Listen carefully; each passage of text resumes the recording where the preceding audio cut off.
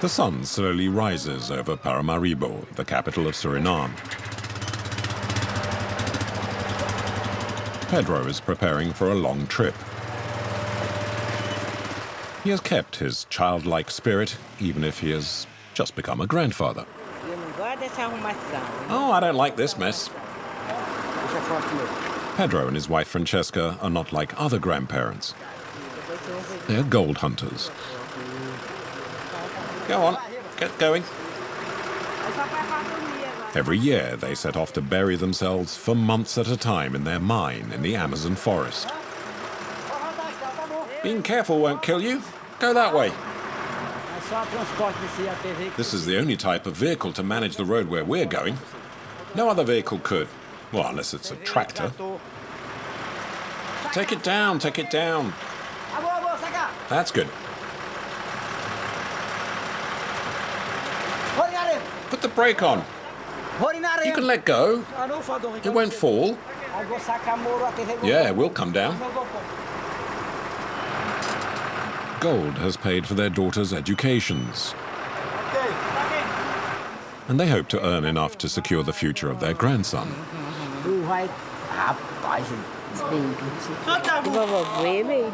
He's our first grandson. He's a man. But he won't go into the forest like his grandpa. No. He'll play football and go to school. He's too young to go into the jungle. He might get ill.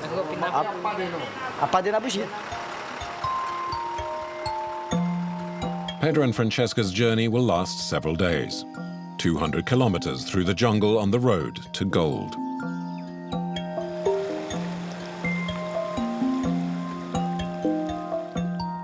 Suriname is difficult to locate on a map, but it's not an imaginary country. Suriname is in the heart of the Amazon. A jungle country, 163,000 square kilometers covered with virgin forests. Very few roads, a few tracks, and notably, a lot of large rivers. Waterways where canoes are the trucks.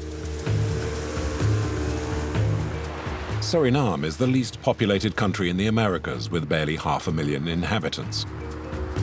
The majority of the population lives in the capital, Paramaribo. Suriname is a land of adventure. To get from one village to another, one usually takes not the road, but the river and its unpredictable waters. Suriname was a Dutch colony largely built on the African slave trade. Their descendants still live there and now work for the gold diggers, the garimpeiros. 15,000 to 30,000 men from neighboring Brazil. Suriname is their El Dorado.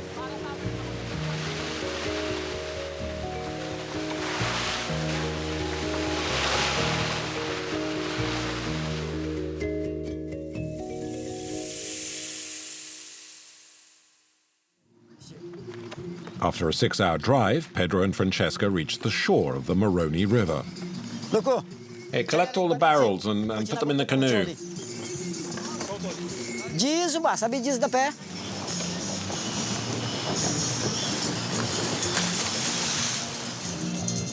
They must now load 2,000 liters of gasoline, 3 tons of diesel oil, 100 liters of water, dozens of kilos of rice, vegetables, potatoes. Enough food to last at least 3 months. They still need to get the essential quad bike on board. Over 300 kilos in a canoe that is already dangerously low in the water.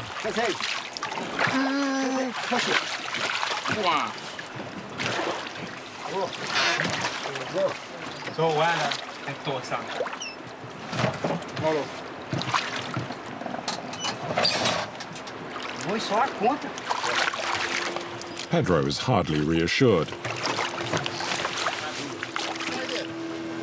Do you have a life jacket? Oh, yes. I have a problem with water. A problem? What's that?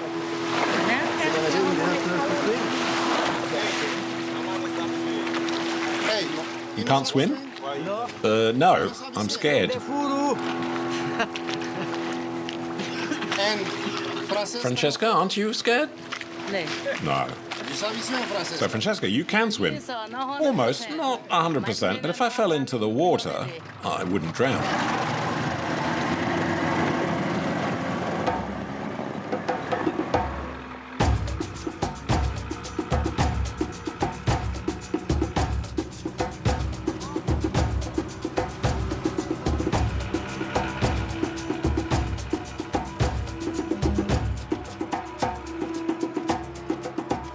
Pedro financed this expedition with the money he made from gold last year. Everything he has, he's ploughed into what's on board. But the old canoe is overloaded, and the water is already seeping in. And the rapids are close by.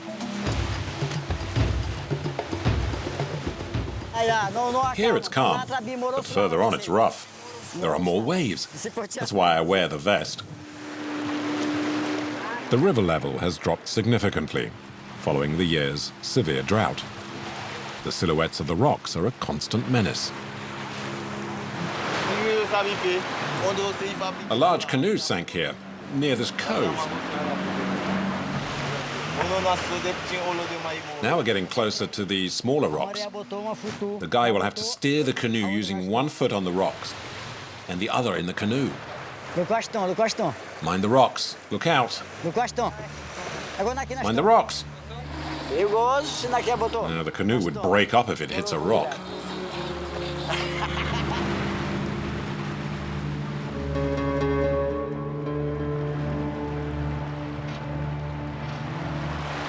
Yeah, mind out. You're gonna hit the rock.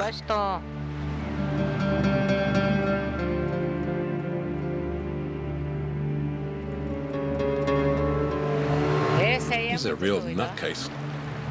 What Pedro and Francesca feared has happened. The overloaded canoe is stuck on a sandbar. Hey, come on, friend, come down. Get out of the boat and to help us. But the boatmen are cautious, not jumping without seeing where they put their feet first. If your foot goes between two rocks, you break it. You break it. Yeah. So when you jump, you need to know how you jump. And you know? Yeah, I've done this many times. Too late, the boat has drifted.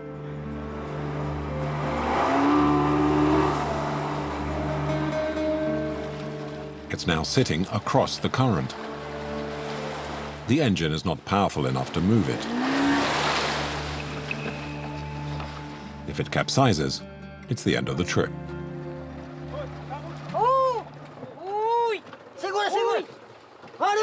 Hold the boat! Hold the boat!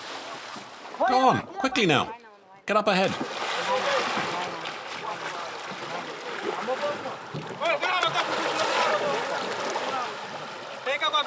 Get up in front, quick.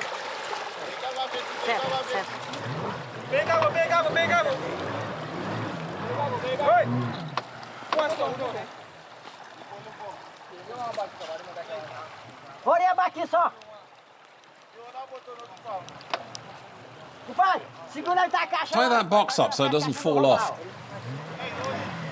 The situation worsens when the canoe touches bottom.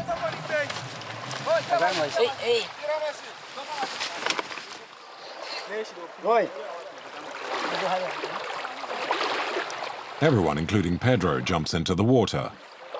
Not for too long, though, as there are water holes.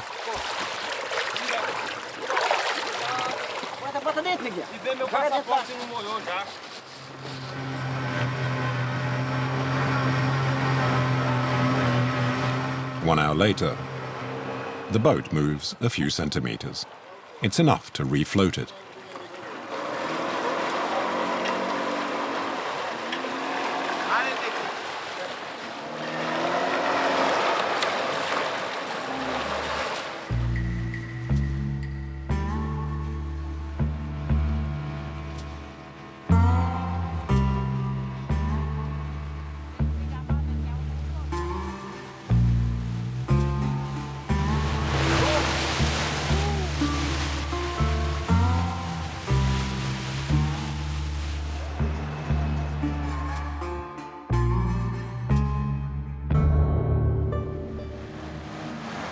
Fate causes one of the engines to fail.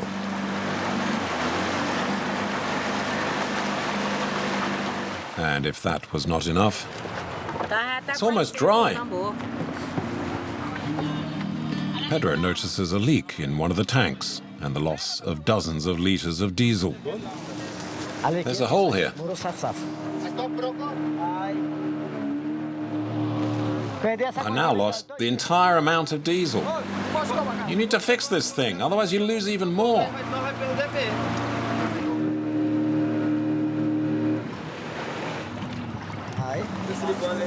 We'll stop the canoe at Mongotapo. And I'll put on a plastic washer. Mongotapo is a village in the jungle not far from the Moroni. It's where they hope to find a new engine and repair the leak.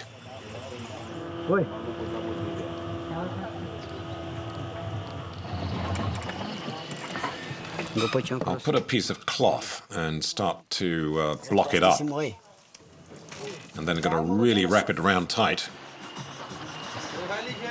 We won't arrive in camp today. My husband is worried. He doesn't feel well. I think I'll give him a pill so he can sleep for 2 hours. Or even all night and all of the day. And you're calm? Oh, yes. It's better to stay calm.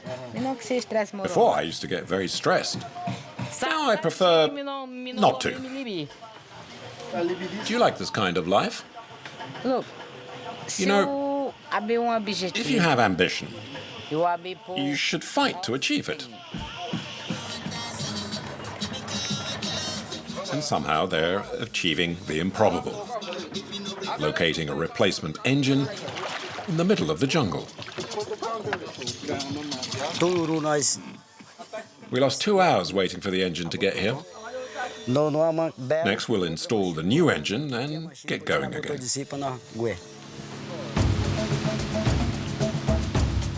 The canoes set off at full speed. Pedro is adamant about arriving at the midway camp before nightfall.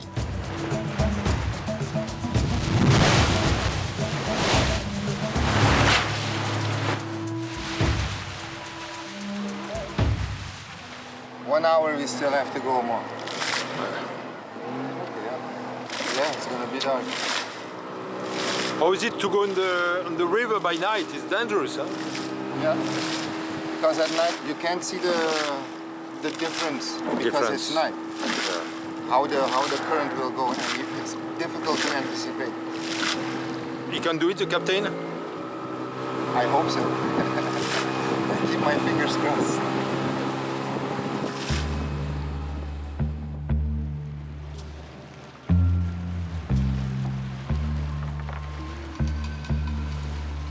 Now it's a matter of trust. I'm afraid the boat's stuck.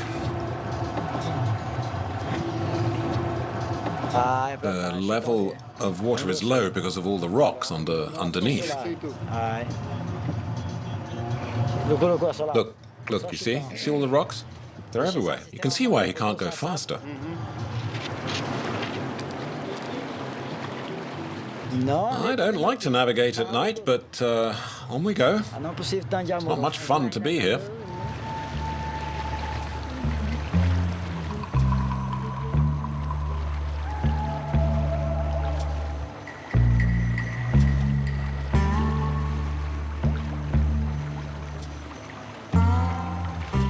Traveling comes to an end for the day.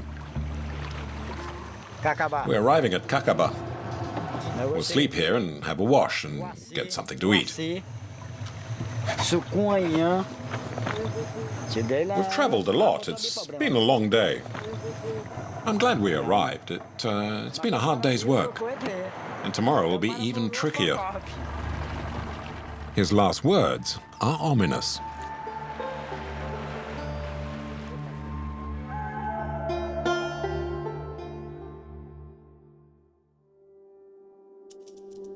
In West Suriname, on the banks of the Corentin River,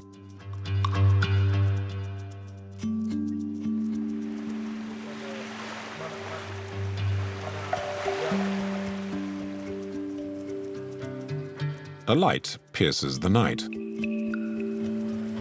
It's a small boat from a distant village, Apoera.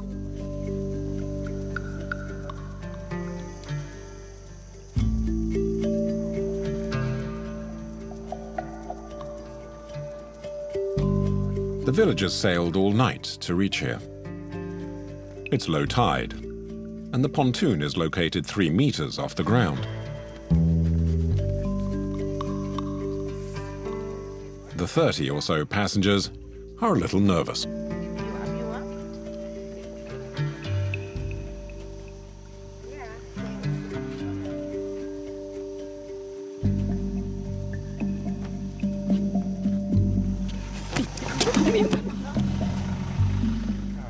This pontoon doesn't seem to be for a remote village, but a proper town. A minibus picks them up. But to get to it, there's a mud path to cross.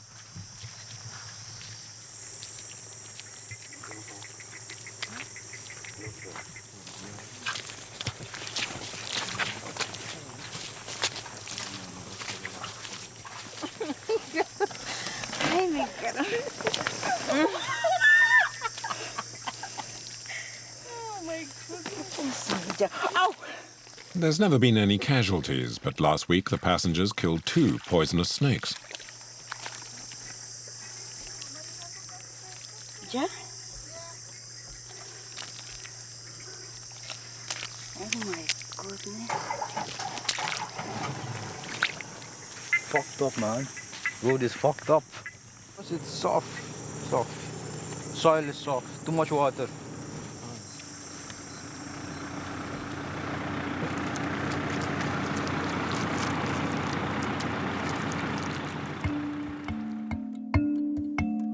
They head towards town.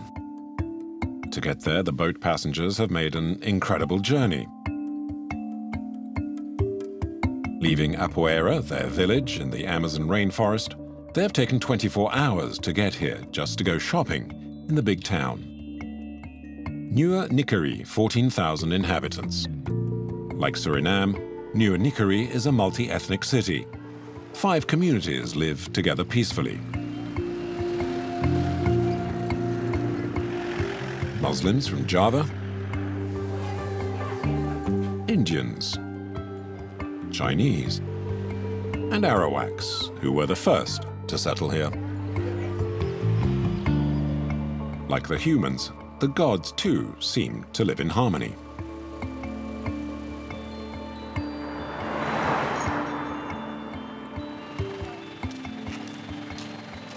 The passengers arrive in town at around 8 in the morning. They have a lot to do and little time in which to do it, as the boat departs again in the late morning. Felix wants to sell his pineapples in the market. Back home in Apoera, all you need to do is just bend down to pick them up. But here, they're worth a lot of money.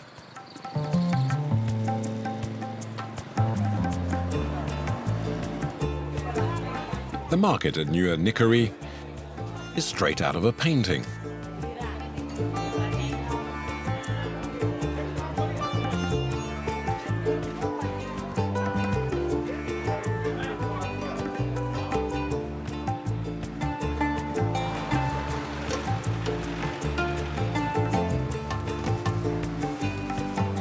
The city people love Felix's sweet pineapples.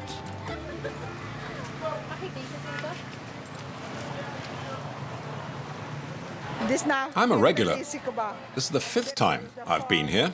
This is the best pineapple in the market. But the inhabitants of Apoera come mainly to Nieuwe Nikeri to stock up on food supplies. Once a month, Malik, 23, raids the supermarket owned by Madame Weichi.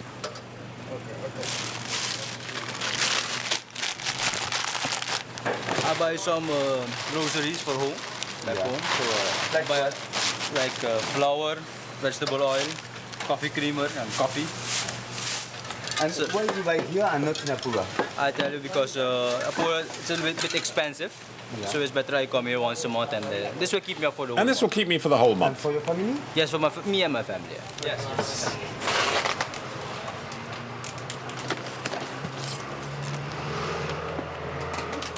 marking my goods. So so that Why? you know, because a lot of people buy stuff. So just to know your stuff, you just put your name.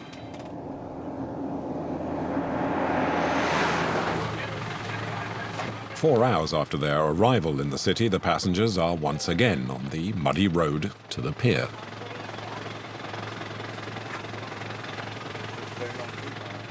To the mud war. Marcos, the captain, has bought a nice flat-screen TV. He's asked a friend to help. He have a four-wheel drive, so we ask him to take me there. No other car can go in there inside. The captain has no doubt this form of transport befits his rank.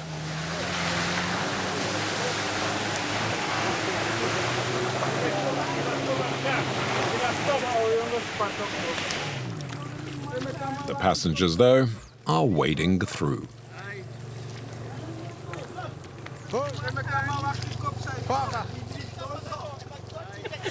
You just look and you just take out our picture good.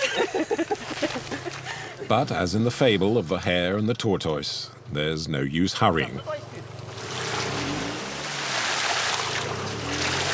And the passengers overtake the four-wheel drive. Real difficult. Too many. Difficult for the people to walk here and travel here.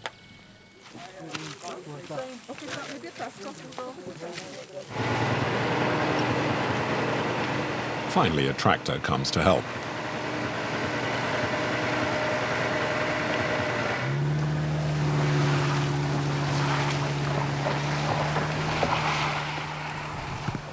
Their problems are far from over. The truck that is transporting the goods has now also got stuck.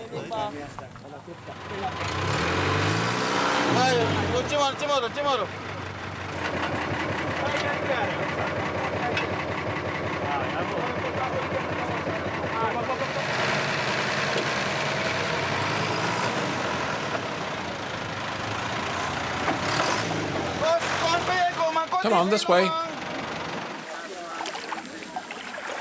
As the hours tick by, all sorts of things show up on the boat.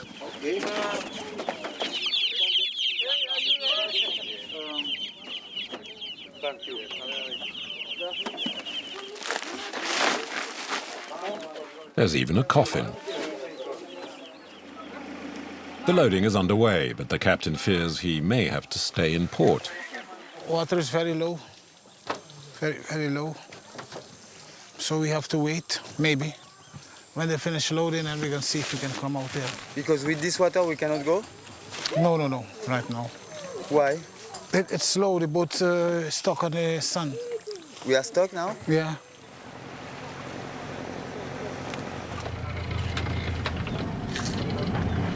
The old engine lacks power. But with humans lending a hand, the good ship Idabali wants nothing to do with it, and it doesn't budge 1 inch. There's still one possibility.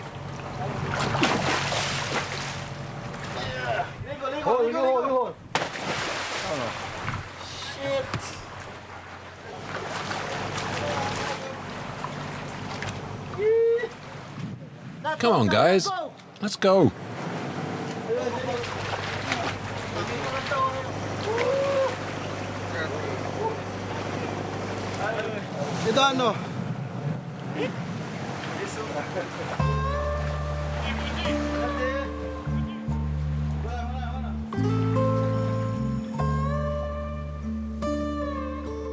Just a few hours behind schedule, the Idabali reaches cruising speed.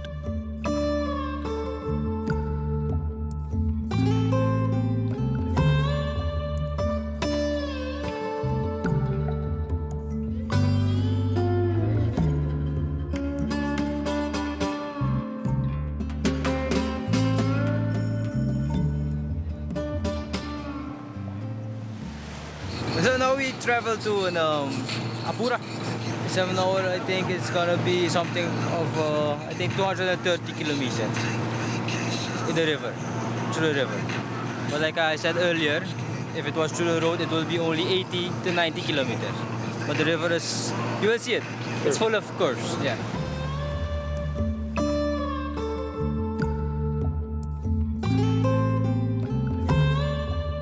Suriname has its own sense of time. It's best not to be in a rush. The jungle imposes its own philosophy of life on the locals. But it's far from plain sailing.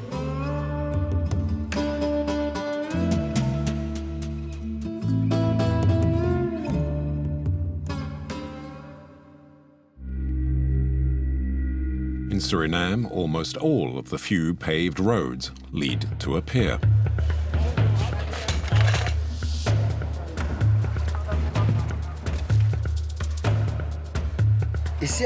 From here at Achoni, there are no more roads.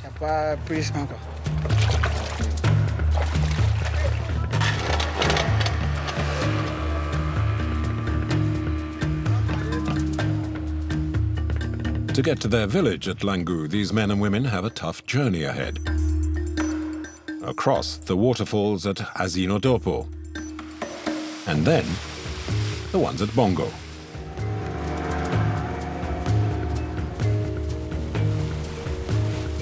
"300 years ago, their African ancestors, fleeing slavery, took refuge behind the walls of water and stone. But where once waterfalls were their protection, these days they've become their tormentors. It's impossible to negotiate the falls in a canoe. The only way is to go on foot, carrying all the cargo. The smartest have everything planned.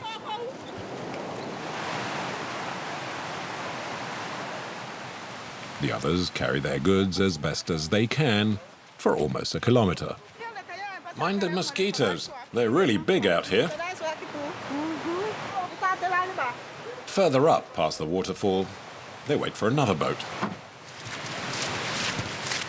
But the boatman only has one engine, which he has to carry each time he makes this trip.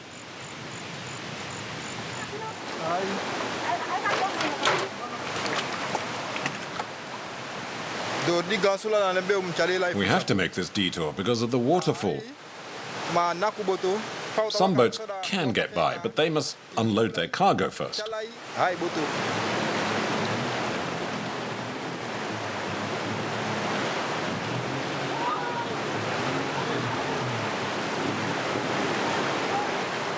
Leaving the engine and canoe behind is too great a risk.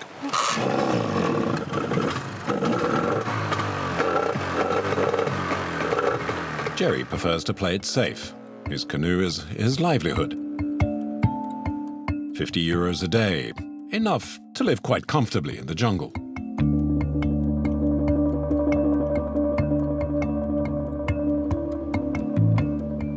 It's 2 hours in the canoe between the two waterfalls, then a 30-minute detour on foot to go around.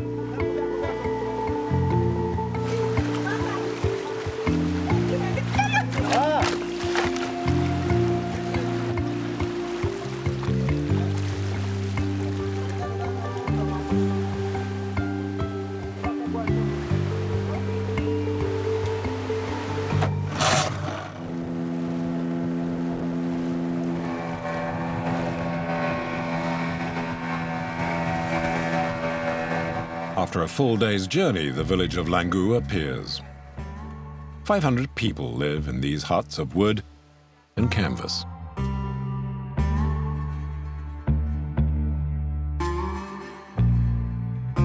Time seems to have come to a standstill here.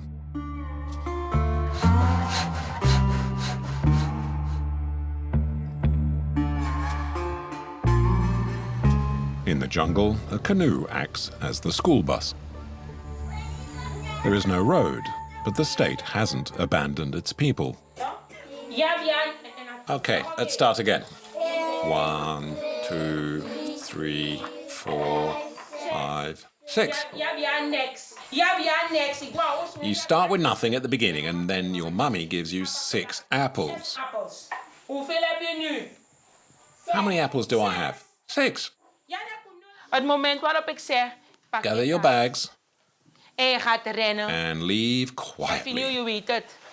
Goedemiddag, juffrouw. Goedemiddag, goedemiddag, juffrouw.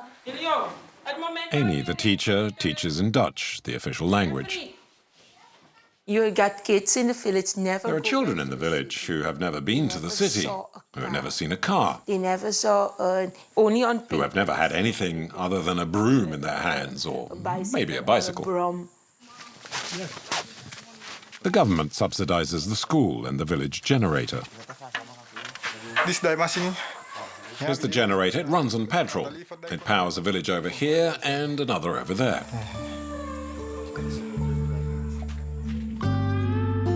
It's switched on at 7 every evening. But the next day the village may be without, as the petrol is about to run out.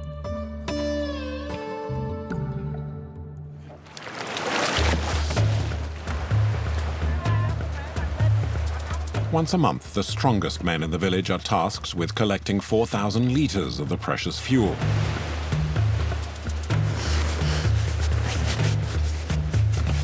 Which is provided by the government.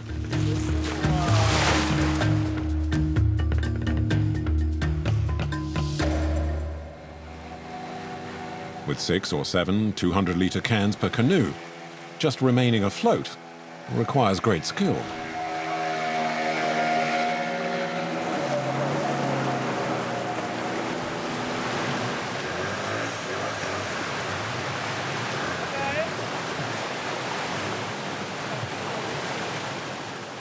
To work past the waterfalls, the men are forced to carry 20 cans of 200 kilos each for almost a kilometre.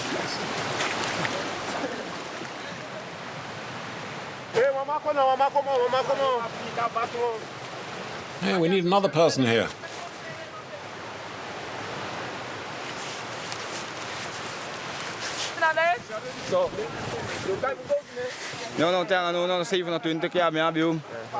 We've always had to do this, ever since the first people settled here. We're not equipped to carry such heavy loads, so it's hard work. It takes the villagers 5 hours to go around the 2 waterfalls.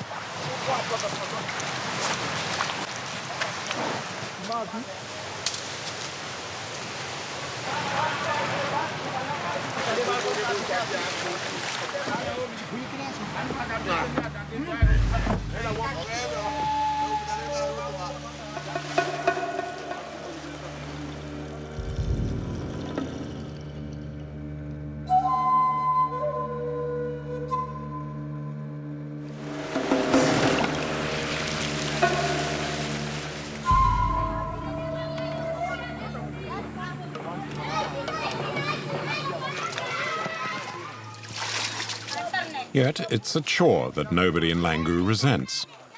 On the contrary, it helps maintain their independence. Personally, I'd rather live here than in town. There's more freedom. Life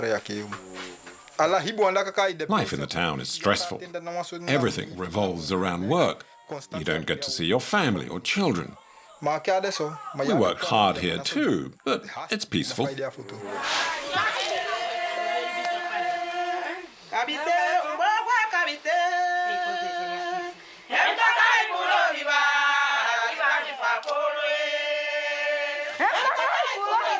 But in a few months' time, Jerry and the inhabitants of Langu might well find the calm shattered. The mayor of the village, Heinz Fredericks, in ceremonial dress, however, believes Langu will be reborn. A road will be built here. We'll finally be spared the misery of dealing with the waterfalls. Vehicles will be able to come all the way here. So a trip that now takes 6 hours by canoe will take no more than an hour by car.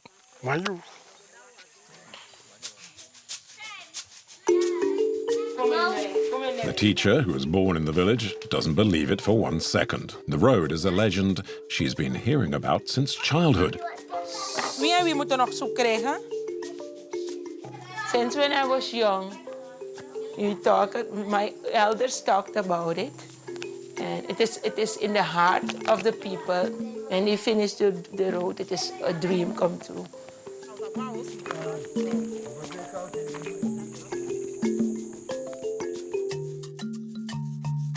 Five kilometers of forest have already been destroyed.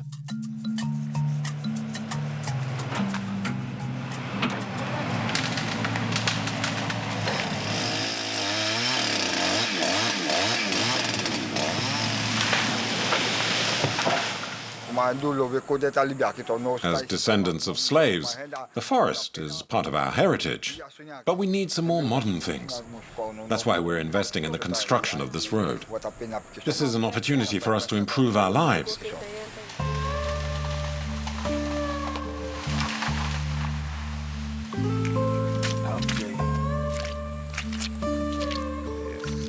That is one day work for one machine, for one man, in one day. Yes. They might dream of improvement, but the road is a virtual invitation to destroy the forest, especially for the gold diggers.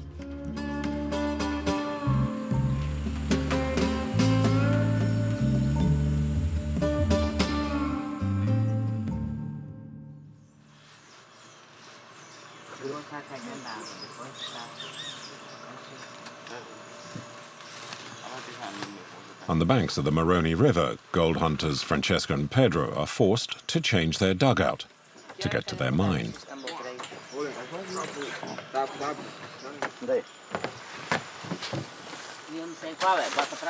Like the villagers in Langu, they are constantly loading and unloading their cargo. It's better to take frozen meat. By the time you get there, it will already have thawed. The time it takes to get home, it won't go off. It'll stay fresh until this afternoon. Will it rot? Well, I'm not sure. And, of course, there's the quad.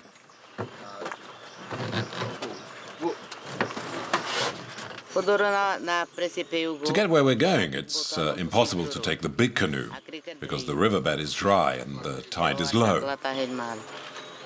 We'll manage with the smaller one. We'll get to the camp today. Maybe not in 2 hours, but 2 or 3 hours anyway. If everything goes well, that is, which is rare in Suriname. Especially when the arm of the river is littered with tree trunks.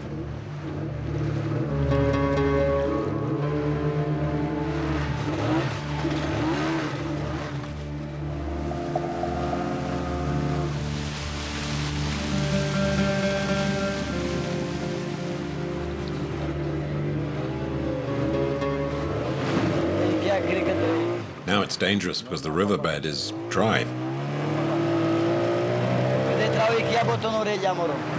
Maybe in a week, no canoes will be able to use it. Everywhere you feel a bang underneath the boat. Everywhere, you feel it. You have to very carefully, especially when the propeller, because this wood is tropical hardwood. You hit it with the propeller, you're gone.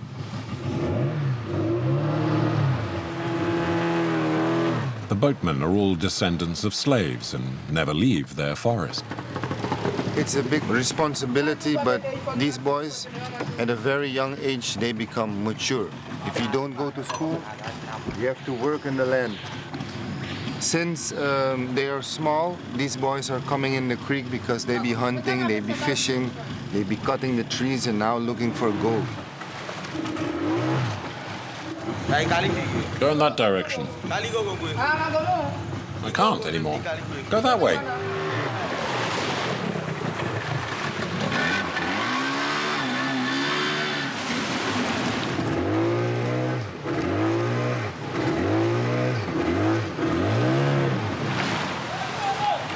The water levels drop dangerously. Pedro has to offload part of their equipment. Puro tubarin. Arrancar o pneu desse jeito.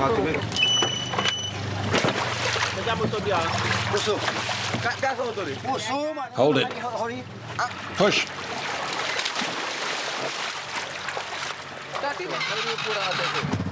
I'm going to head off with the quad.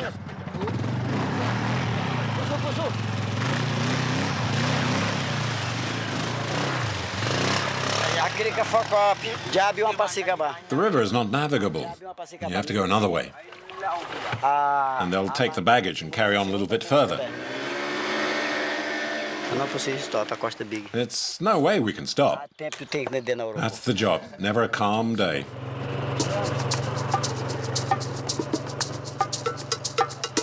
The gold mining region is a land of desolation. Miners such as Pedro helped carve out this secret pathway.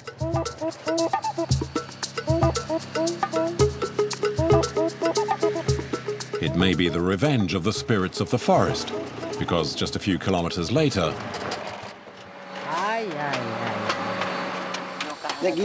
my dear, you see, the whole system has died. We need some new parts.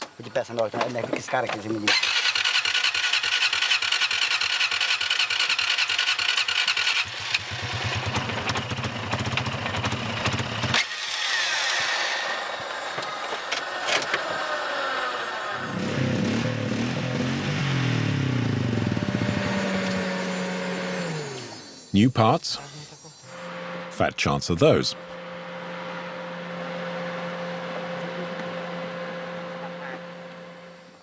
Pedro, esse carburador tá baixo demais. Cara disse, neguinha, por isso que não era muito resistência, bem assim. The machine restarts, but 1 hour and 4 kilometers later. Ah, você vai entrar para ali para ver. Para ali é barranco, eu acho. This time Pedro knows exactly what the problem is. A gasolina, Manqueira. It's the petrol. Carburetor. Petrol is of very poor quality. Gasolina, foco.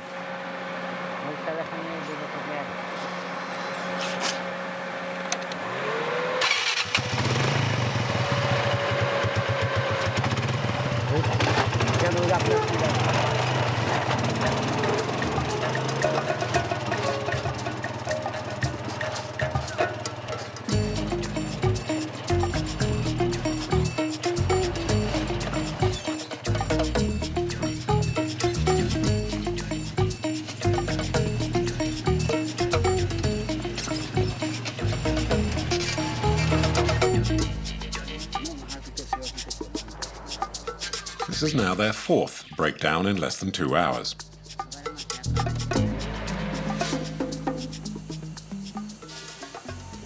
Under the canopy of trees in the middle of the day, it's 45 degrees, and the air is saturated with moisture. The couple is exhausted.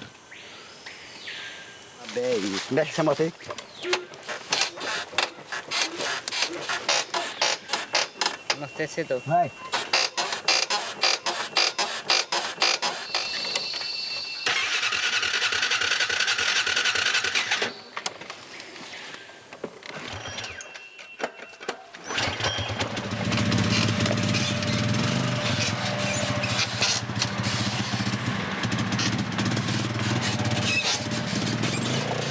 Even Francesca's patience is finally running out. There are times when patience reaches its limits. It makes me want to explode. Help! On the other side, the boatmen are also beginning to tire.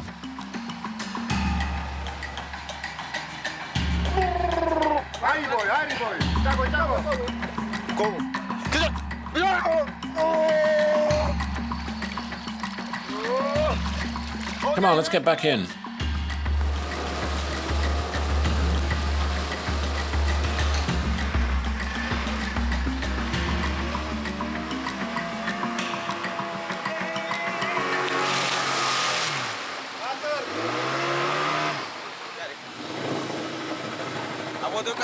The canoe is stuck.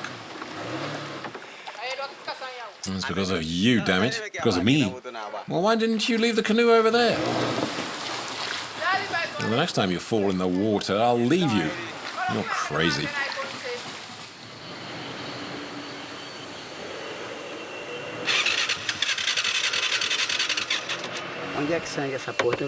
Where is it leaking? Oh, Jesus Christ. My God. Calm down. Oh, we just need a little help.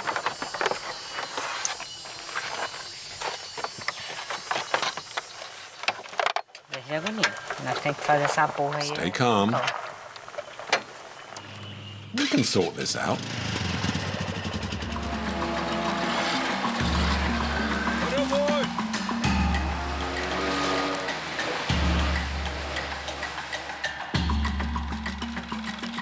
The canoes finally reach their destination, followed a few hours later by the quad.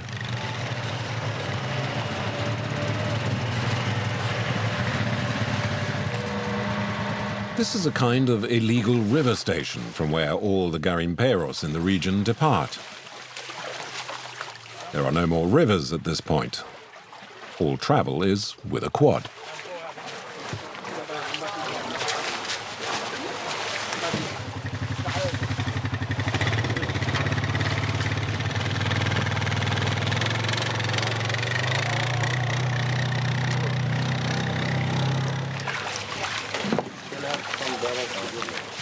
Once again, everything must be unpacked and unloaded.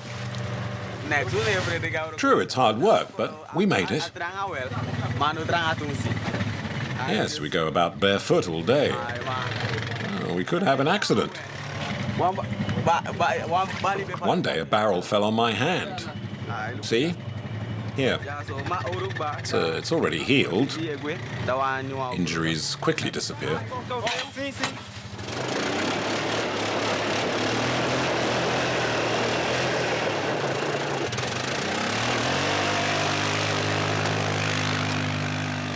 Getting the cargo up to the mine will take them till nightfall.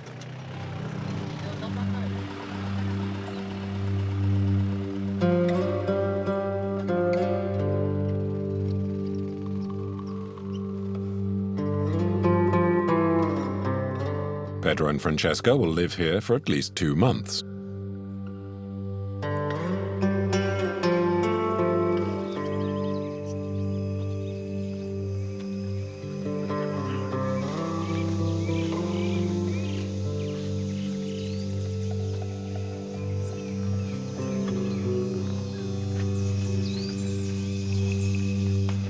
At 6 a.m., the camp begins to stir.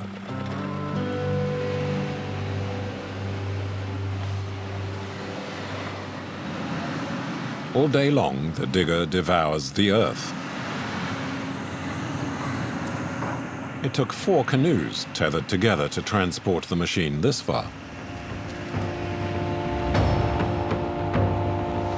It constantly feeds the metal beast.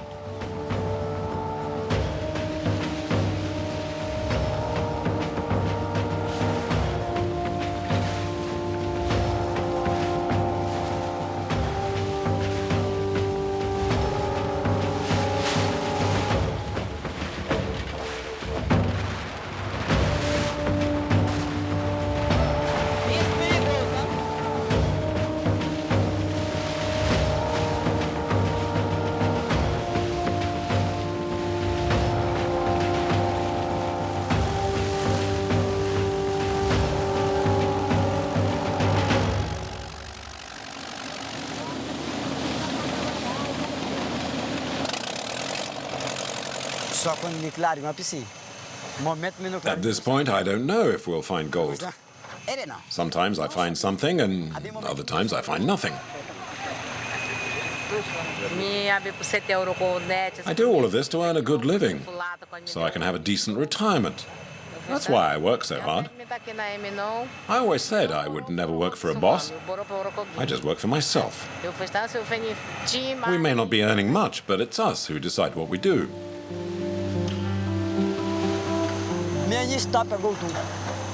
I'm stopping looking for gold today. My head is exploding. As in all the countries of the Amazon, Suriname is slowly devouring the forest.